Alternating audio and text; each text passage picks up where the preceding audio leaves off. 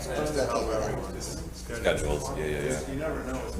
What needs to happen is for everything to be logged in, and actually the ones on Thursday, they can be logged in on Monday. So how we got the keys is a mystery to me, but that's also Brett. I know how much it is for sure.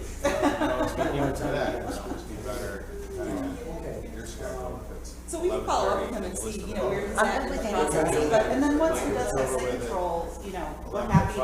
Right, you can just start. Right, you can just start. Process, if he's looking for. Exactly. That's exactly what I told Helen. This could have, like today, it only has two items, one item. We're pretty And then serious nothing. about this project on You this, have to wait till 1 o'clock. It's canceled. Today there's no, it's an impossibility, right, to do them back to back. Yeah. There's no finance? There's no finance today? Oh, okay. But you're just saying if it were. He's got an Okay. attorney behind him that knows and understands the process. So Joe has been a good advisor. So I did go to Helen, she was supposed to reach out to I know. John to make We're excited to it put needs that to come into from her. That's what John said. So yeah, it's already in the works to lump all the meetings in. Yeah. So we'll see what happens. Everybody, I mean, it depends on everyone's schedule. We're all on it, yeah. The biggest, Well, I'm gonna schedule parks at 11, It's so we got perfect. 11, 11:30, 12, or we're just gonna lump them all. We're trying to lump them all together, like all 5 or 6, whatever, how many there are. It'd be predicated, like I know if there's It's gonna be a issues. really long day. For But it's only one day that we miss at work, Well, we're talking. Oh, Do you know where our collision is? No, I don't think it is.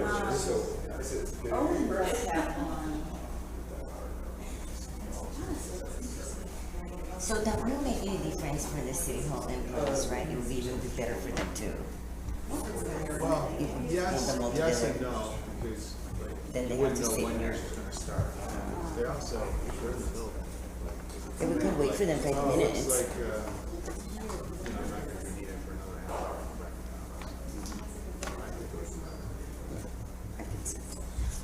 So how was it before COVID? So right before COVID was when we started to do these, we've never done it in the past. Like it started. The committee meetings? Are you kidding? So since I came in, we've been doing committee meetings. They have Well, to? we have. I'm just asking, I can't The remember. standing committee meetings to vet possible agenda items? No, the agenda was set, you get okay. the agenda on a Tuesday, we used to have caucuses, so the Democrats would all. That's how it worked. Okay. They only really had it a day in advance, so you get it Tuesday night, if they did caucus, then that night, So this is better. and then Wednesday, they would get it. You would end up holding a lot more things that way.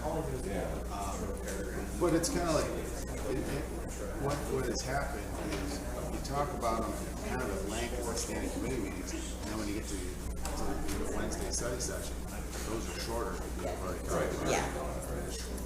So sometimes we don't even have to talk about it. It's just, Right, they you just sort roll. of should, because the general public is more tuned with The work sessions. study But sessions. we don't have anybody to walk in our meetings. At noontime, nobody comes. They're all either working or busy. So, I mean, it's horrible. How are you? Good, how are you? Good, thank you. I should be doing this in every what I said because then you have to pay overtime to people. That's what I was saying.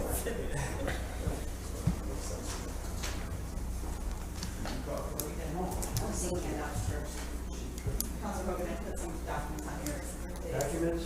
Yeah.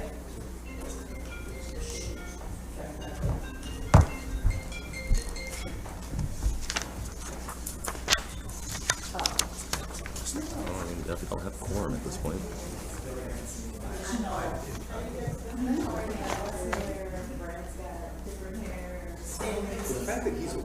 Khalid? Khalid?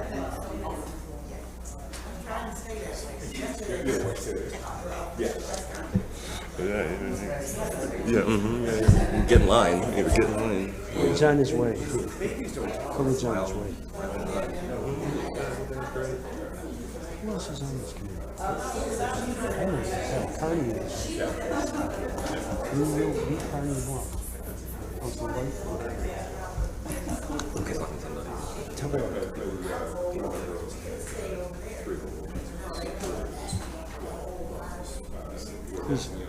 yeah.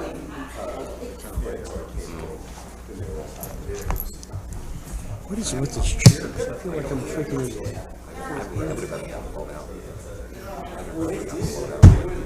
It's like, He's gonna start without him. Clint's running late. Hogan's gonna start.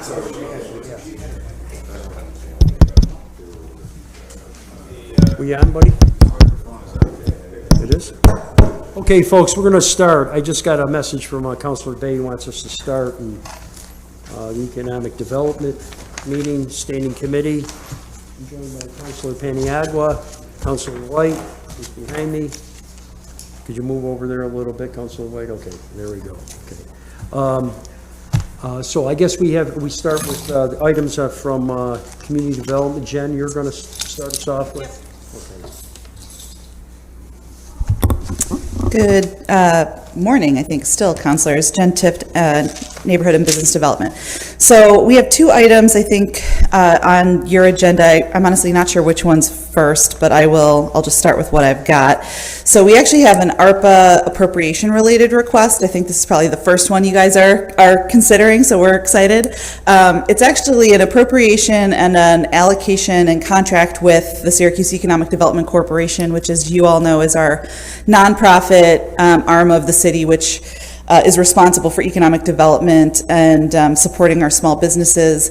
The intent is to, and I provided just a one-page summary of how we're thinking about the program being administered by SEDCO. We're basically thinking about a $4 million loan program, some of which would be administered as a revolving loan fund. So we'd look to fund potentially some larger projects with that money. Of course, we would see it back and we'd be able to re-lend it. But we'd like to carve out a portion of that funding. We're suggesting 1.25 of the 4 million as a forgivable loan fund. So we know from talking with a lot of our, especially very, very small, like the smallest of the small businesses, they're really still saying what they need access to is essentially, forgivable loans or grants. They've had access to PPP and to some of the other federal programs, and they've had access to some of the city's previous loan programs, but it's really hard, even with a 1%, 2%, 3% interest rate. And so we'd like to be able to offer some loans as basically forgivable loans, meaning if they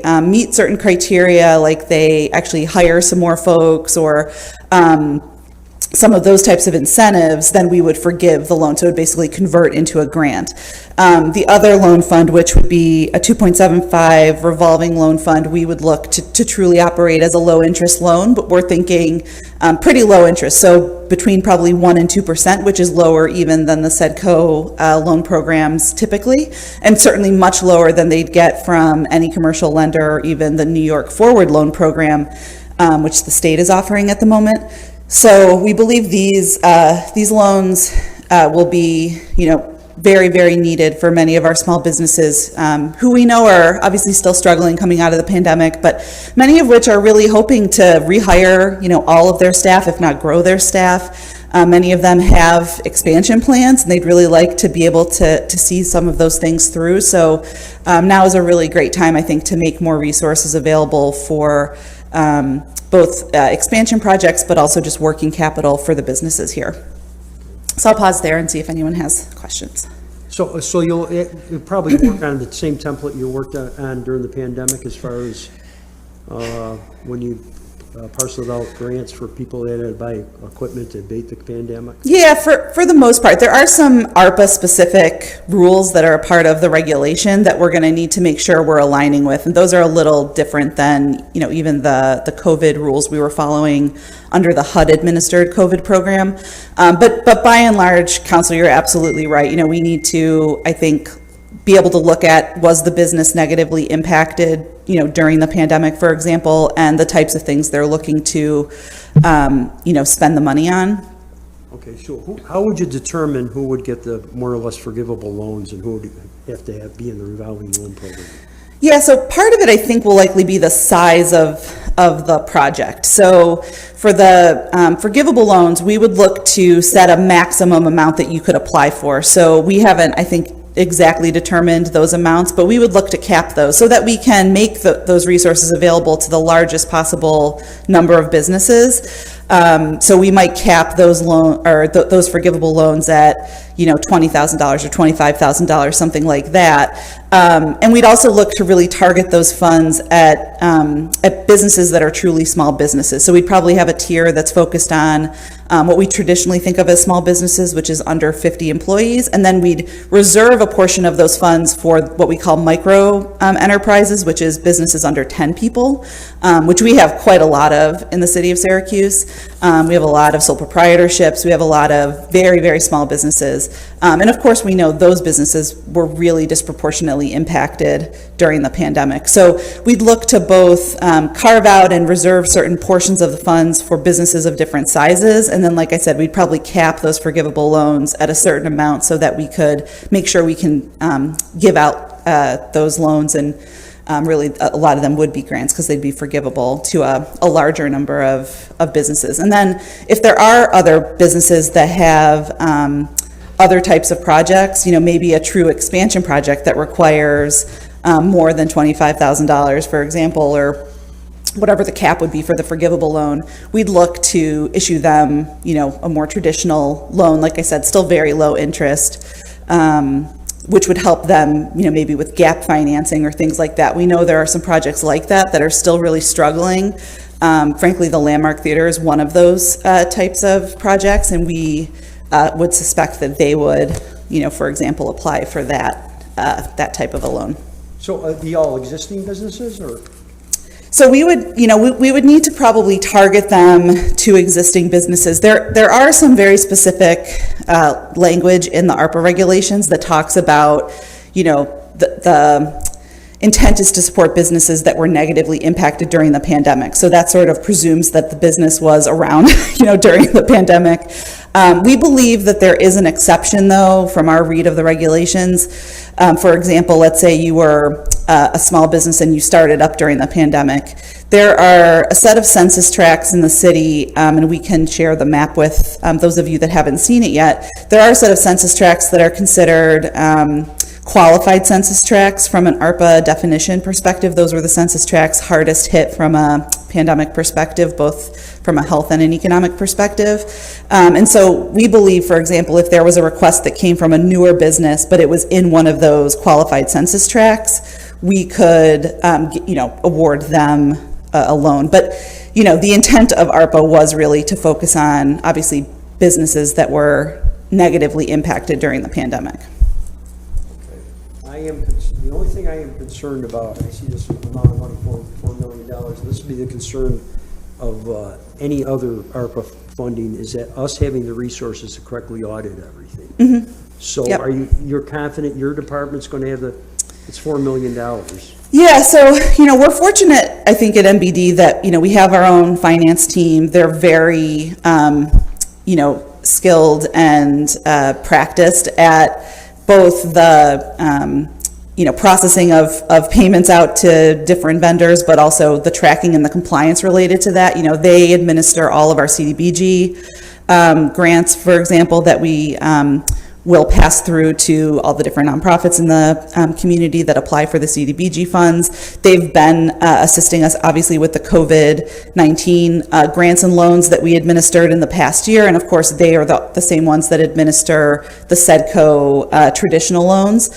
So they're pretty skilled at both, obviously administering the funds, but also tracking all of the reporting requirements. And, the final set of reporting requirements from Treasury have not yet come out.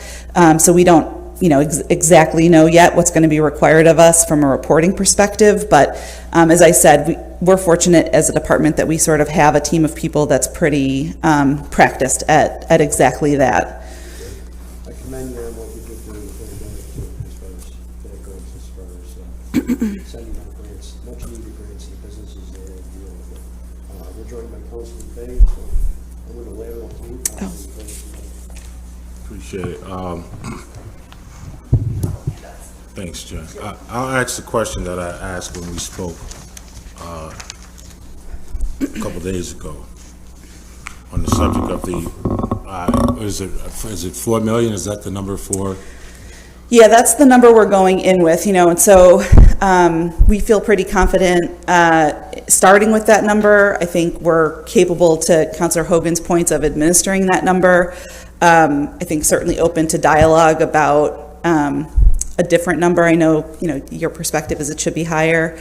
And I think no one would argue that, our small businesses desperately need support at this point. So certainly happy to have more of a conversation about that. But Even if it's not higher, there's two things in particular that I want to express maybe a concern for. One, the $2 million bridge loan for the landmark, is different in its character because we get that back. Right.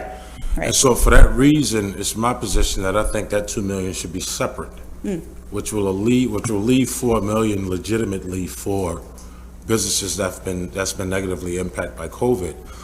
On the subject of new businesses, we know that's a tough game, right? Because most new businesses don't last 6 months. So I don't think we can afford to gamble in that respect. While I certainly support opportunities for new business, I don't know if that's the first thing I'm not saying it's the first thing that we're focusing on. Right. But I think that's something we eventually get to. We have to stabilize what we have now. Yep. Anything that hasn't gone out of business or that's hanging on by a string, those businesses right now, to me, need the greatest amount of help. But if we could, I was a part of that earlier discussion, as I know the mayor's office was directly with Assemblyman Magnarelli about this bridge loan for the landmark. If we can make that separate, simply because we get that back, right? It's not like we're not getting that money back. We know that the state Sure. doesn't move too fast. But whenever they decide to let that money go, Right. I think we can get that back. I feel a lot more comfortable with that as Sure. an item on the agenda. Is it possible that we can give that consideration certainly before Monday? Okay. Yeah, we can certainly have a discussion about that internally. I think the thought was, to your point, we would administer that as a revolving loan. To your point, that the expectation is, in talking with them, they intend to give us that money back. I think we'll probably see that money back relatively soon, as Psycho standards go for how quickly we normally see our loans repaid. So, yeah, that's money that we can, for lack of a better word, recycle, get back out there. And I think there probably are a couple of other projects that are in a similar boat. They need a little bit more than, a $25,000 loan or, working capital loan to either fill a gap or, get over the hump.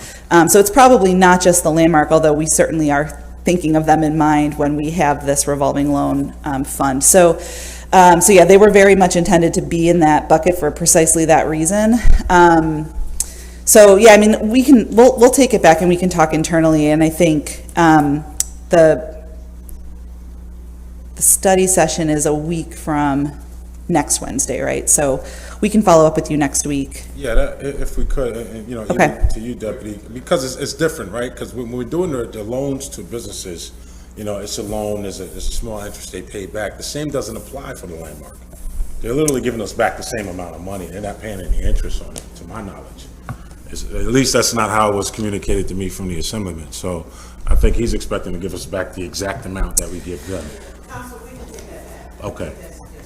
Okay, Yeah. appreciate it. We have had some conversations, with the landmark team, and I actually do think that they aren't necessarily expecting a zero interest loan. We'll confirm that with them, obviously, but I think their developers, are sort of under the assumption that they might be giving us back a little bit of interest for borrowing some money from us. Well, But from what I was told, just to be clear, yeah, Landmark wasn't giving us anything. The state would just route the money to the city. yeah, mhm. So it's not coming from the Landmark, which is why I'm saying, the state's not gonna pay interest. That's not gonna happen. So, Sure. even if we ask for it, they're gonna say no. So if that money, and it was already in the pike, and forgive me for preaching Yeah. to the choir, but COVID Yeah. slowed it down. Right. So it's not like them, y'all know how to say, they're not gonna add more money to that. Sure. So Landmark is not paying us anything back directly, so, Okay. that's We'll take why it I'm back. saying it's different, okay? Understood. Yes. Any other questions I just about? have brief item? question. And I was, Sure. like I say, I agree with Councilor Bay there, with the $2 million. Because if you look at the amount here, that only leaves $750,000 in that, community development impact fund. So I think definitely should do something about that.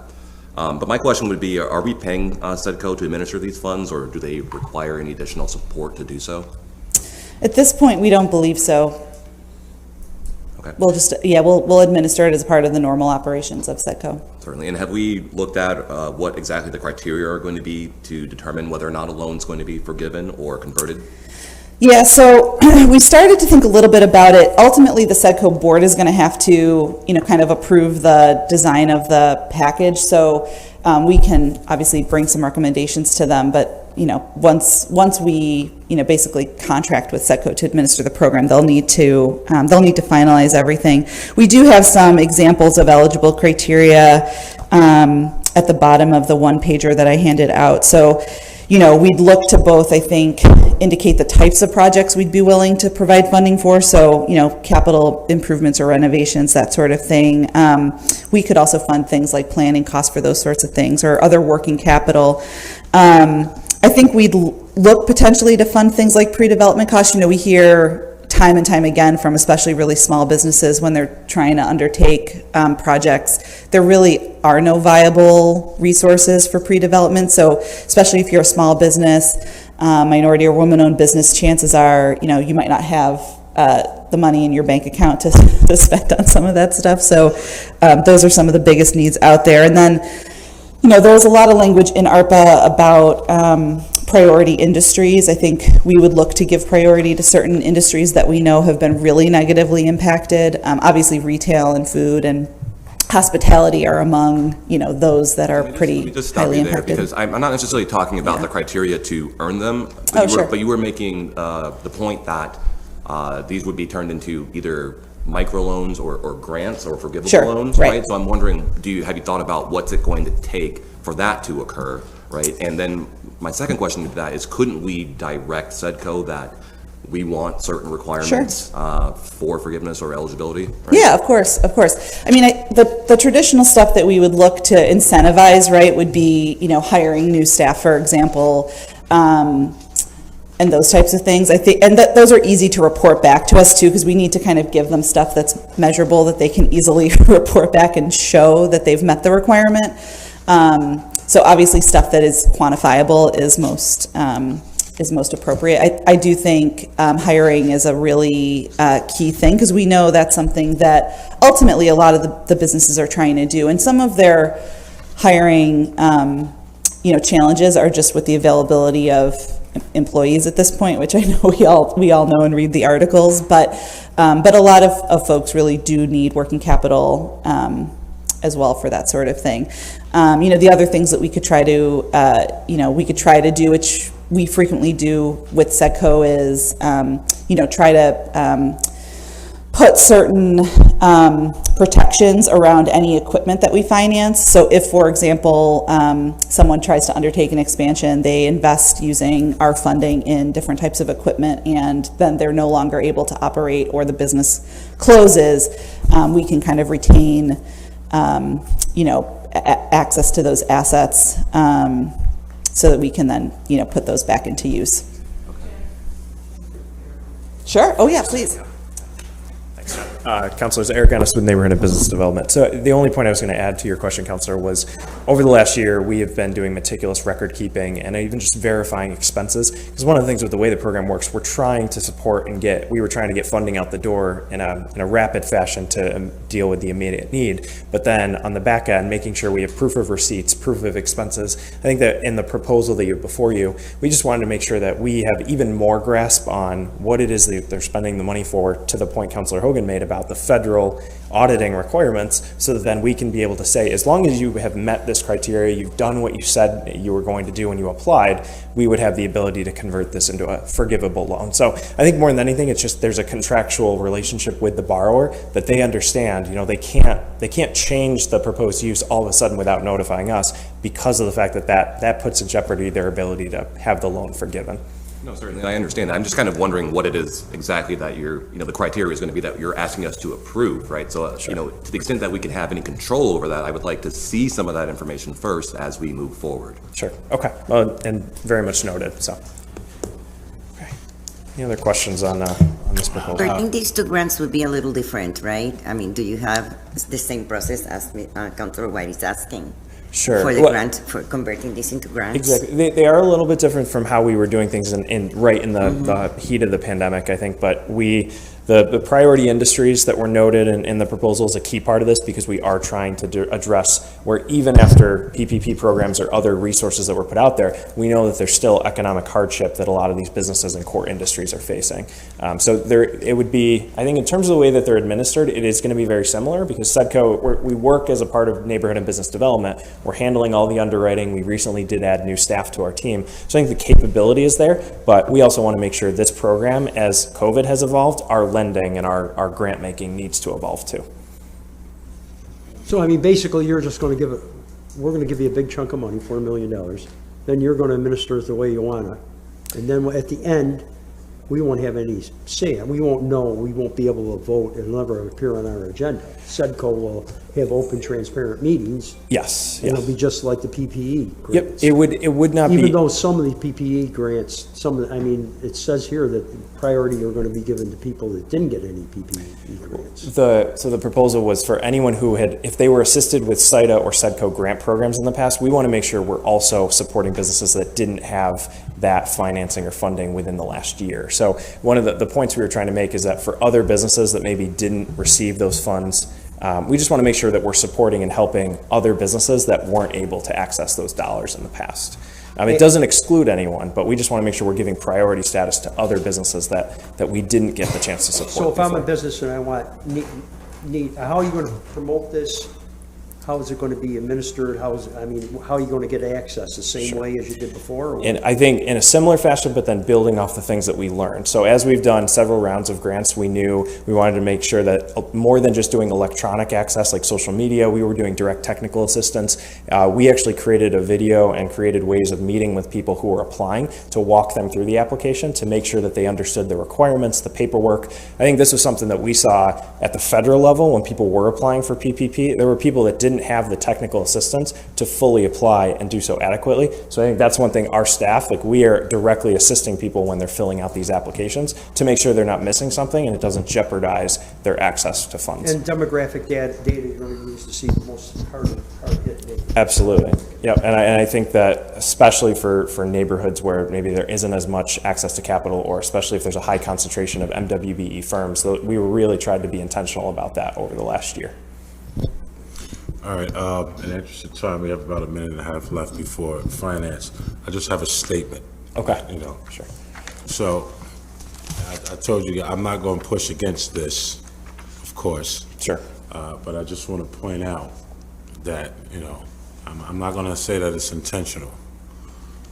I'll just say, once again, we appear to be leaping over the power of Solana Street that has the greater concentrated buying power in retail in the entire Onondaga County. We have to figure out how to invest in that. It's a lot of money we're leaving on the ground. Sure. And so I just want to throw that out there. This is the project in the valley, Yep. like I said, which I have no argument against. But when you talk about it, an opportunity for probably the greatest amount of sales tax revenue in any neighborhood business corridor in Syracuse is the bottom of Solana Street. Yeah, it's a point very well taken, Counselor. And this is actually not related to the SEDCO ARPA program. Okay. This is related to support that we're seeking from council for SEDCO as an applicant to apply for a Main Street grant through the Office of Community Renewal. So Office of Community Renewal allows nonprofits to apply for these grants, but they require that the municipality provide a resolution of support. So, we actually, as we were thinking about different corridors to support with a potential Main Street program, we did a lot of outreach along several corridors. We did target kind of the more middle section, if you will, of South Salina, and like the 2000 block area. And then we obviously had some conversations with folks a little farther south in the area that we ultimately decided to move forward with.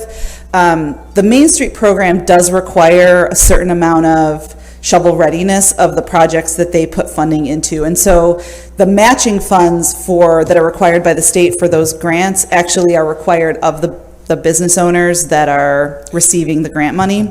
Yeah, just in the interest of time, and I know Yeah. we got to start the finance committee meeting, so if you don't mind, Oh, sure. I'll stop us there.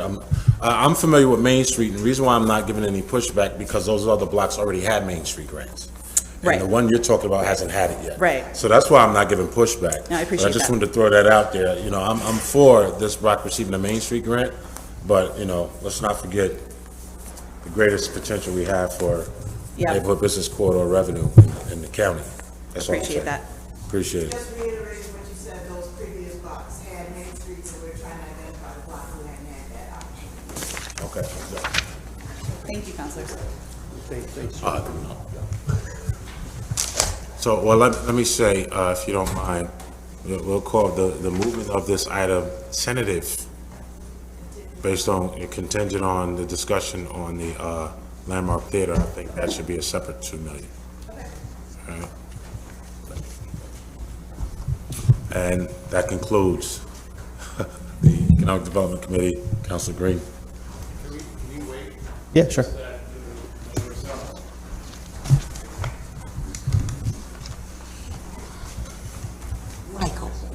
Michael.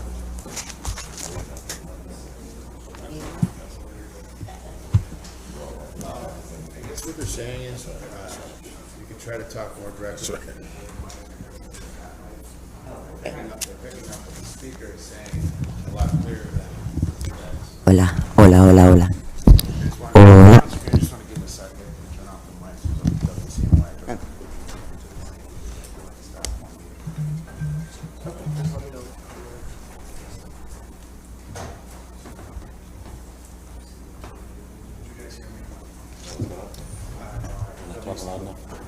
No, you're talking loud enough, but it's just that giving the microphone.